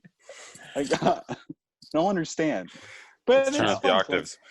It's cute. It's fun. It's funnier than I expected. Well, actually, no, it's about as funny as I expected. But it's Lego. You would expect that. So, of course, Clint, you'll like it. It's Star Wars. Yeah, it's got a lot of Star Wars jokes. Cool. I'll check it out. So next week, Animaniacs. That's all we got. What? What? You shut your damn dirty mouth. Now, when you say Animaniacs, what do you mean? Well, it's 13 episodes. I'm sure they're only like 20-something minutes long. So, I mean, we can do like half of them. Yes, Ryan. If you've never seen Animaniacs, like someone might not have. I've seen a few. Like I just don't think it was my type of thing when I grew up. But I've seen a little bit more than Ryan. Hey, folks, just to warn you, Ryan probably won't be back next week. I don't know. I think it's very self-referential, so I'm sure that it will. There's no movies or anything coming out next week though? Not that I've seen. Boo. There's not even much opening in theaters. There's Vanguard, which is getting a limited release from China, and The Last Vermeer, which is something World War II. You know what? We didn't. I just thought about this, and I know I mentioned it in the news. We didn't really actually discuss Wonder Woman coming on HBO Max. Yeah, I just watched that. Yeah. So yeah, Wonder Woman 1984 is going to be released on December 25th in theaters and on HBO Max with no upcharge, man. No upcharge. Yeah. However, the asterisk to this is that on HBO Max, it's only going to be on HBO Max for a month, and they're going to rip it. So, yeah. I feel like that's a long time. Like, I feel like it should have been 2 weeks. Probably 2 or 3 weeks. Make people. That's crazy. That's scary too. That's actually kind of scary for me. Just how they just threw it up there nonchalant with no upcharge at all. That they're like okay with that. Mm-hmm. Well, I mean, do you think that that's because of subscribers? Maybe they'll subscribe if they want to watch this free because you're paying $14 a month for it anyway. Well, obviously, I mean, yeah. What I'm thinking they're just rolling the dice because everyone goes to. I mean, a huge amount of people go to the movies on Christmas. A huge amount of people, and they're just rolling that dice that somebody. But I feel like most families would at least have one person that has an HBO Max membership, but that every household or majority of movie-going households will purchase an HBO Max membership to watch that on Christmas or the day after. Mm-hmm. So I'm assuming they must have crunched some numbers that they have subscribers to make up that, but it's insane to me. Like, not even like I'm assuming because they don't have the hardware or the software infrastructure to do an upcharge for it yet. That can be the only reason. Because it just makes no sense to me why they wouldn't charge for that. I don't know. See, I'm checking Hulu.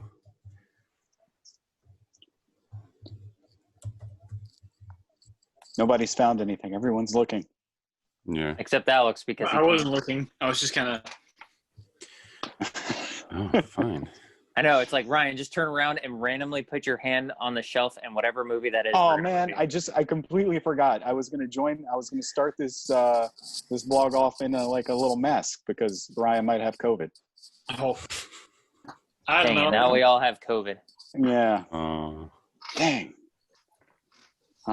Joke. Failure of a joke. Failure of a joke. I don't think so. I had time off. I'm not worried if it's a joke or not. I am gonna try to catch up on a couple more 2020 movies by next week. So I'm gonna have like Greyhound and Antebellum and Defy Bloods. I think are on our watch list. Oh shoot, I didn't even put that on my list, but I watched Antebellum, and that's actually pretty good. It's not bad.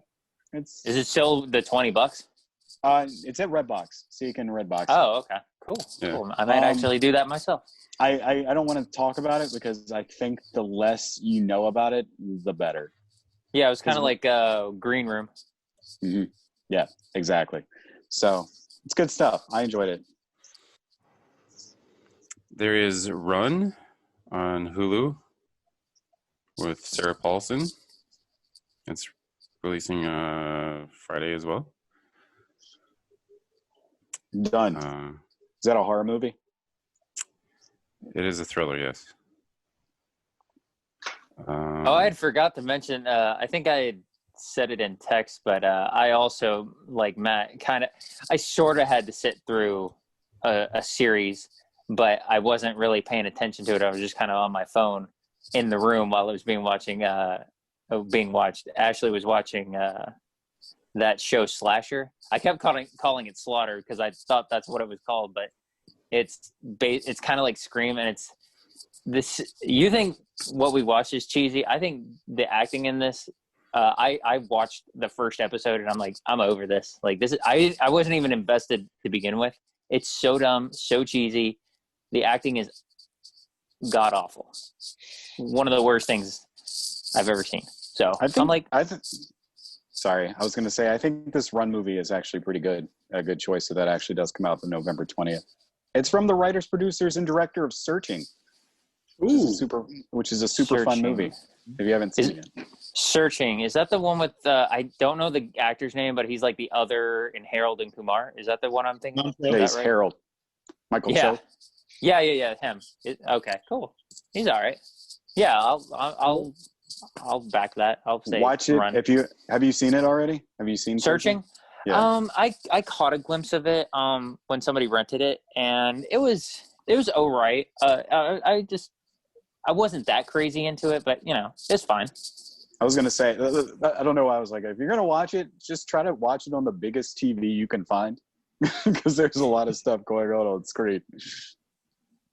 So, yeah, good stuff. But yeah, I think this Run movie is pretty solid. Well, we can do that, and we can do Animaniacs too. I mean, if they're all only like 25 minutes long. Oh yeah, I'm sure they're only. Now, I probably have asked this before. Are they doing like new episodes, or are they just kind of refreshing the old episodes? No, they're doing 13 brand new episodes. Okay, I'm glad because they're gonna make a lot of old pop culture references or something probably along the way then, and like that's gonna be super dated, obviously. I'm like, okay, so that actually makes me feel better about it. So yeah, I'm even more on board with it now. Cool. All right, well, I'm binge watching all 13 episodes on Friday, so. So you're like, might as well review something, and that I'm going to do anyway. Yeah. So does that sound good to you, Ryan? Oh yeah. Cool. All right. Well, next week we have Run with Sarah Paulson and Animaniacs. So, you guys have anything else? No, I just wanted to let everyone know that I am the square root of impossible. Thank you. Oh yeah, great. That makes total sense, man. Thanks. All right. And with that note, we're out. See you guys.